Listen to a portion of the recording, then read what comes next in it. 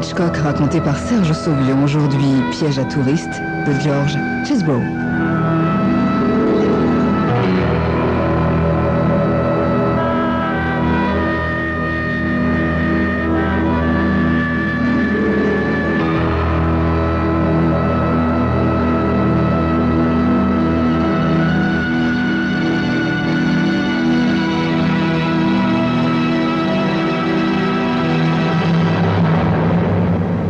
Angie Manson essuya les verres épais de ses lunettes, puis les remit.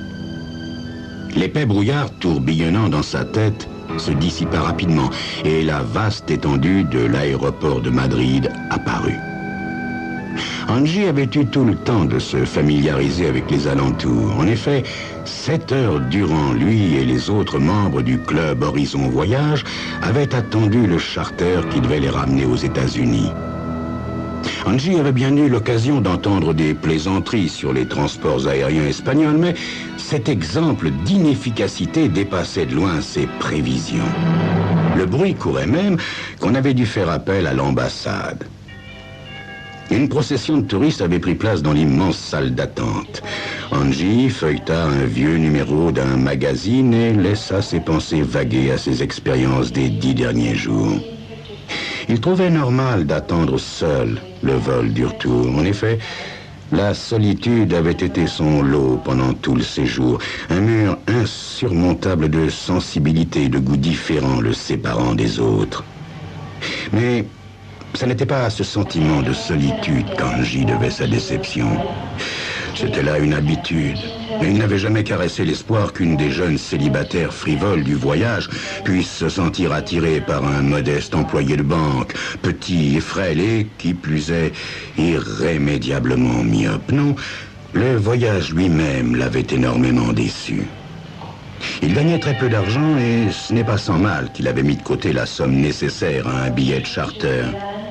Il en avait assez de New York, assez de cet air pollué, de ces gens de plastique et de cette culture réservée presque exclusivement à ceux qui pouvaient se l'offrir. Follement impatient, il avait attendu ce voyage à la Costa del Sol, la côte du soleil de l'Espagne. Ce pays lui était apparu si beau, si pur, si propre. Il avait fini par se retrouver séquestré avec les autres dans un hôtel de luxe de Torremolinos, réplique espagnole presque parfaite de Miami Beach. Il s'était inscrit à toutes les excursions et les avait trouvées aussi sinistres les unes que les autres, en compagnie de gens qui apparemment prenaient plaisir à se comporter comme des pantins, tout droit sortis des pages de l'abominable américain. Quant aux Espagnols, eux, ils faisaient tout leur possible pour entourer les touristos de tout le confort et de l'atmosphère américaine. Au pays natal d'Andrés Segovia et de Manitas de Plata, on allait jusqu'à faire entendre dans chaque chambre d'hôtel la musique de Lawrence Welk. Angie avait bien assisté à une course de taureaux et vomi à la vue d'un public agitant des mouchoirs blancs tandis que le taureau crachait ses tripes. Pour terminer, il avait loué une 4 cylindres et s'était mis en route pour les montagnes de Malaga en direction de Grenade. Tout ça pour tomber en panne et attendre une aide pendant 11 heures. Ces 3 derniers jours à Torremolinos, il les avait passés dans sa chambre à combattre une dysenterie contractée en buvant de l'eau courante. Maintenant, c'était le retour vers New York, vers un boulot qu'il haïssait. Ce voyage ne lui avait rien apporté, aucune aventure, rien, pas de quoi rêver. Les passagers du vol 83 pour New York sont priés de prendre place à bord de l'avion, porte 5. Se levant de sa chaise, Angie fouilla dans sa poche pour trouver son billet. C'est alors que ses yeux rencontrèrent un homme de grande taille, vêtu d'une gabardine qui lui barrait le passage. Angie fit un pas à gauche, l'homme fit de même. Pardon, monsieur, dit Angie en effaçant les épaules et en exhibant d'un air de défi sa petite taille, telle une arme. Pardon, monsieur, je dois prendre un avion. Je vous en prie, il faut que je vous parle, dit l'homme. Pour la première fois, Angie remarqua que l'homme semblait grimacer de douleur et tenait son bras gauche contre son corps. comme Angie l'observait avec curiosité, l'homme ouvrit son manteau, laissant apparaître sur sa chemise une tache rouge sang, telle une fleur obscène. « Mais vous êtes blessé, monsieur ?» Angie saisit l'homme par le bras. « Je vais vous conduire à quelqu'un qui pourra vous venir en aide. »« Non, non. » L'individu s'arracha à l'emprise d'Angie avec une force surprenante pour un blessé. « Non, je n'ai pas le temps. Ils sont à mes trousses. » Les passagers du vol 83 pour New York sont priés de monter à bord. Vol 83, porte 5. « Je ne comprends pas, monsieur, » dit Angie, regardant tour à tour l'homme et le groupe de touristes faisant la queue sur le quai de départ. « Il vous faut un docteur, monsieur. »« Non, pas le temps, » répéta l'homme en secouant la tête. « Ils sont à mes trousses. J'ai besoin de votre aide. » « Mais je vois vraiment pas en quoi je peux vous être utile, monsieur. Écoutez-moi, je suis de la CIA. Je dois vous parler seul à seul. À mon avis, le mieux ce serait les toilettes pour hommes. » D'un pas traînant, l'homme se dirigeait déjà vers les toilettes. Angie se hâta à sa suite, sans très bien savoir pourquoi. À l'instant même où la porte se refermait sur eux, l'homme porta à nouveau la main sous son manteau et en retira un grand thermos d'acier qu'il fourra d'autorité entre les mains d'Angie. « Ramenez-le aux États-Unis. Il contient des microfilms d'importance capitale pour la sécurité de notre pays. Veillez à ne pas l'ouvrir, ni vous ni personne. Ne le quittez pas des yeux. Il n'y a aucune raison pour qu'on vous demande pourquoi vous transportez un thermos. N'oubliez pas que vous tenez de nombreuses vies américaines entre vos mains. » Angie avala sa salive. « À qui dois-je le remettre, monsieur ?»« On vous attendra à Kennedy Airport. »« Mais comment va-t-on me reconnaître, monsieur ?»« Tenez, vous porterez ceci. » dit l'homme, épinglant un petit drapeau américain de métal au revers du veston d'Angie. « N'oubliez pas, l'Amérique compte sur vous. »« Mais il vous faut un docteur, monsieur. » L'homme avait déjà tourné le dos et se dirigeait vers la porte, laissant Angie les doigts fiévreusement serrés sur le thermos. Soudain, la porte s'ouvrit et un homme corpulent, vêtu d'un pardessus de cuir, un béret noir sur la tête, lui bloqua le passage. Le premier à réagir fut l'inconnu qui avait parlé à Angie. Il lui balança son genou dans l'estomac et, à l'instant où l'homme au béret noir se pliait en deux, il abattit son poing sur sa tête assez fort pour le faire trébucher contre une longue rangée de lavabos. Puis, il prit la porte et disparut. Les yeux de l'homme au béret noir roulèrent dans sa tête, mais il ne s'effondra pas. Une main agrippée au lavabo, il cherchait à atteindre Angie. Attention, attention, vol 83 à destination de New York. Monsieur Angie Manson est attendu au bureau de renseignement. Monsieur Angie Manson. D'un pas titubant, l'homme au béret noir s'approchait maintenant de Angie, lui coupant la retraite. Angie prit alors une décision rapide. L'extrémité du thermos d'acier vint s'abattre sur la tête de l'homme au béret noir. Ses genoux fléchirent et il s'écroula à terre. Il parut à Angie que le temps s'était arrêté, tandis que ses yeux effarés allaient de la forme inerte étendue sur les carreaux brillants au thermos qu'il tenait en main, en guise de gourdin. Angie posa le thermos, puis se baissa pour saisir l'homme par les aisselles. Malgré tous ses efforts, le corps ne bougea pas d'un pouce. Angie prit son souffle, cala ses pieds sous le corps et tira de toutes ses forces. C'est comme s'il sentait craquer tous les muscles de son estomac et de son dos. Mais le corps se déplaçait.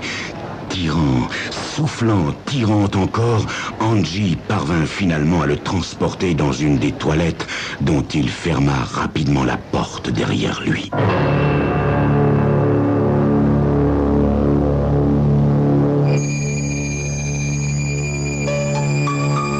Mon Dieu!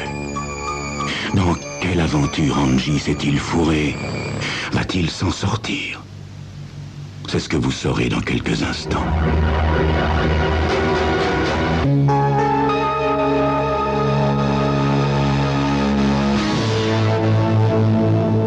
Angie était incapable de dire si l'homme au béret noir était mort ou vivant. Ce qu'il savait, c'est qu'il ne pouvait se permettre de courir des risques. Si l'homme revenait à lui avant l'envol de l'avion, Angie avait toutes les chances de se faire prendre avec les microfilms. Pris de panique à l'idée qu'il pût être arrêté en Espagne avec un thermos plein de microfilms, tout seul, sans quelqu'un à qui se fier, Angie dut lutter contre l'affolement qui s'emparait de lui. Arrachant sa propre cravate, il la fourra dans la bouche de l'homme, puis, avec la ceinture de son par-dessus, il lui attacha les mains. Il se releva, et ses yeux tombèrent sur le par-dessus entrouvert de l'homme au béret noir. De la ceinture du pantalon de celui-ci dépassait la lourde crosse noire d'un revolver. Du revers de son veston, Angie essuya ses mains moites, puis, sans hésiter, se baissa pour saisir l'arme qu'il fourra dans sa poche. Puis, il saisit le thermos et sortit en toute hâte. Son manteau serré sur le revolver, il traversa à pas précipités l'immense surface de marbre, impatient d'attendre le quai de départ. C'est alors qu'il s'entendit interpeller. « Ah, Monsieur Manson, on vous cherche à travers tout l'aéroport. Votre avion est prêt à partir. Dépêchez-vous donc !» Angie dévala la rampe, pénétra à bord et s'affala dans un fauteuil libre vers le centre de l'avion. Se tenant très raide, il regardait droit devant lui, un sourire aux lèvres. Il se sentait traversé par un élan de fierté. Au bout d'un moment, qui lui parut interminable, les moteurs se mirent en marche et l'avion roula sur la piste d'envol. Angie ne quittait pas du regard le téléphone dans la cabine de la stewardess, s'attendant à l'entendre sonner à tout instant. On avait peut-être trouvé l'homme au béret noir, et on arrêterait l'avion en vue d'un interrogatoire et d'une fouille des passagers. L'homme au béret noir avait sûrement des amis. Le gouvernement espagnol lui-même, à qui l'on avait dérobé des secrets. On allait attraper Angie et l'exécuter. Une brusque accélération accompagnée d'une légère secousse, et l'avion s'élança dans les airs. Angie se renversa dans son fauteuil et s'endormit tranquillement sous l'effet de la tension monotone. Il s'assoupit souvent pendant le voyage. Chaque fois qu'il sentait les approches du sommeil, il se pelotonnait sur le revolver et le thermos. Au bout de 8 heures environ, quand il s'aperçut que l'avion était en train de descendre, il eut du mal à réprimer sa joie. Il survolait New York. C'était la fin du voyage. Il avait les doigts moites et glacés à force de serrer le thermos. L'avion atterrit avec une secousse et roula sur la piste.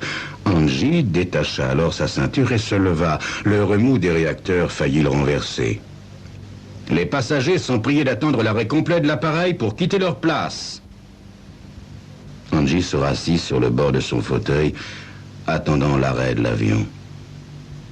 Il eut soudain conscience, pour la première fois dans son existence, d'être vraiment en vie. Les nerfs tendus et les sens à vif, il se figurait pouvoir sentir le capitonnage des fauteuils et voir chaque pore sur le visage des passagers dont l'expression était si morne. Qu'est-ce qu'il savait d'une vie à l'ombre du danger ? Et qu'est-ce qu'il savait de la façon dont un homme pouvait se sentir vivre au milieu du danger ? Il ne savait rien, cela. Le thermos qu'Angie tenait entre ses mains agissait sur lui comme une batterie, l'emplissant d'une énergie vitale dont il avait toujours rêvé. L'avion s'arrêta. À présent, Angie se sentait absolument sûr de lui. Sans se presser, il se leva et se dirigea vers la sortie avant. À sa descente d'avion, il sourit et serra le thermos. L'air de New York n'avait jamais senti si bon. Il marcha vers la salle des bagages. « Voulez-vous ouvrir vos bagages, s'il vous plaît ?» Angie prit ses 2 valises qu'il ouvrit. Le douanier fouilla ses vêtements, puis referma les valises dont il marqua les côtés à la craie. « Qu'est-ce qu'il y a là-dedans ?»« Où ça, monsieur ?»« Thermos. Qu'est-ce que vous avez à l'intérieur ?»« Du thé. » « Ouvrez-le, je vous prie. » Angie se trémoussait au bord du désespoir. Angie tendit le thermos au douanier, tout en repassant son histoire dans son esprit. Le douanier dévissa le bouchon de plastique rouge et flaira le contenu. « C'est pas du thé, c'est du café », dit-il en levant les yeux vers Angie. Les yeux baissés sur ses pieds, Angie s'efforçait de garder un visage de glace. « Oui, bien sûr, c'est du café. Je crains d'être un peu distrait. » Le douanier l'examina quelques instants, puis revissa le bouchon et lui tendit le thermos. « Je peux partir maintenant, monsieur ?» Le douanier acquiesça d'un signe de tête. Le thermos bien serré sous son bras, Angie ramassa ses valises et s'éloigna très lentement. Il se dirigea vers la salle principale des voyageurs. Là, il s'arrêta et regarda droit devant lui, bombant le torse afin que la personne qui devait l'attendre puisse voir le petit drapeau sur son veston. Il se demanda vaguement si on allait le récompenser pour ce qu'il avait fait. Peut-être aurait même-t-il droit à une lettre du président. C'est ce qu'il espérait. Ça valait bien ça, non? Conscient d'un mouvement de foule sur sa gauche, il se retourna pour rencontrer le regard sombre et ténébreux d'un porteur à casquette rouge. « Vos bagages, monsieur ?»« Non, non, » répondit Angie sèchement en calant le thermos sous son bras. Il sentait ses cheveux se hérisser sur sa nuque. Cet homme, ce porteur-là, avait quelque chose de louche. Le porteur, après avoir jeté un rapide coup d'œil par-dessus son épaule, tenta de s'emparer du thermos, mais Angie, lâchant ses valises, pivota et parvint à arracher le thermos des mains hésitantes de l'homme. « Arrêtez !» La voix venait de derrière lui. Ainsi, ils étaient plusieurs, et ce n'était sûrement pas ceux qu'il devait rencontrer. Angie ferma les yeux, se courba et d'un coup d'épaule vint cogner le porteur qui tomba à terre. Angie tenta vainement de saisir ses lunettes, puis enjamba l'homme et fila à toute vitesse vers un couloir désert accédant au terrain. Des couleurs confuses flottaient autour de lui. « Arrêtez !» Angie comprit que c'était trop loin. Il n'arriverait jamais à la porte du fond. Il entendait déjà les pas des deux hommes qui se rapprochaient. Alors il chercha dans sa ceinture la crosse du revolver et saisit l'arme entre ses mains. Elle lui parut froide et lourde. Angie tendit ses muscles et s'arrêta, fit volte-face, son revolver braqué sur les deux silhouettes qu'il poursuivait, maintenant presque sur lui. C'est à peine s'il avait appuyé sur la détente et pourtant, il sentit l'arme détonner dans sa main. Sous la force de l'explosion, une secousse douloureuse lui parcourut l'épaule et le poignet. Il éprouva soudain une douleur lancinante dans son genou droit quand une détonation perçante se fit entendre derrière lui. Son genou vola en éclats. Angie s'écroula en pressant la détente coup sur coup. Un bruit de verre brisé, puis deux autres coups de feu tonnèrent près de lui. Il n'était que faiblement conscient des fragments brûlants de métal qui lui déchiraient la poitrine. Ses doigts, cherchant le thermos, se refermèrent sur le vide.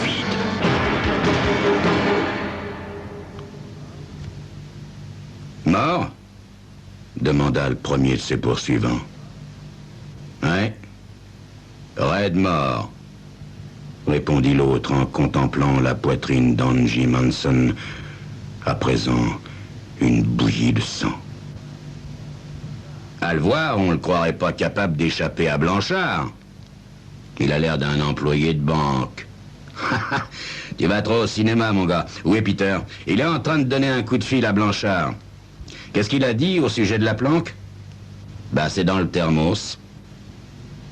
L'homme se baissa pour ramasser le thermos près du corps d'Angie, dévissa le bouchon et versa 2 ou 3 onces de café par terre. Puis, il enfonça la pointe d'un crayon dans le double fond et celle-ci en ressortit de couleur blanche. Du bout de sa langue, il goûta la poudre. Ouais, c'est bien de l'héroïne. Et il y en a pour environ 1 demi-million. À l'autre bout du couloir, un homme gras, le nez et les joues striées de veines rouges, se fraya un chemin à travers les rangs de la police et, d'un pas lourd, se précipita vers eux. Il s'arrêta et contempla le corps sans vie d'Angie. « Ça n'était qu'un touriste miteux, commissaire. lui dit Peters. Un touriste? Ouais, un touriste, commissaire. Blanchard dit qu'on a fini par trouver le gars qui a donné le thermos à ce type. Apparemment, la mafia a un nouveau truc. On barbouille un gars de ketchup, puis on repère un pigeon et on lui raconte que le thermos contient des microfilms qu'il faut ramener ici. On lui donne un petit drapeau américain et le pigeon marche à fond. Tout le truc de l'agent secret, c'est tentant, non? Quand le pigeon débarque, le syndicat récupère le thermos et ainsi passe de la drogue en courant peu de risques. Seulement, ce pigeon-là, il a été plus coriace qu'il ne le croyait. Plus coriace. Ou plus bête.